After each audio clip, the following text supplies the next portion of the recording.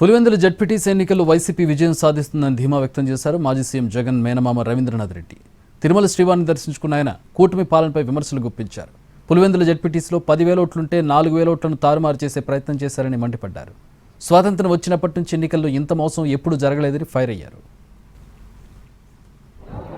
అట్ట కాకోకుండా ఎలక్షన్ జరిపి ప్రజలందరినీ ఇబ్బంది పెట్టి వైఎస్ఆర్ కాంగ్రెస్ పార్టీ నాయకులను ఇబ్బంది పెట్టి వాళ్ళందరినీ కూడా దొంగ కేసులు పెట్టి ప్రజలందరూ కూడా ఓట్లు రానికోకుండా చేసే కార్యక్రమం అంతా చేస్తున్న పరిస్థితి చూస్తున్నాం అన్నమాట.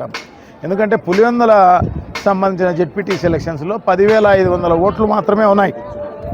ఈ 10,500 ఓట్లలో దాదాపు 3,900 చిల్లర, అంటే దాదాపు 4,000 ఓట్లు కలిగిన నల్లపరెడ్డిపల్లె, నల్లగొండవరపల్లె, ఆ తర్వాత ఎర్రపల్లెకి సంబంధించి ఆ ఓట్లనే తారుమారు చేసే కార్యక్రమం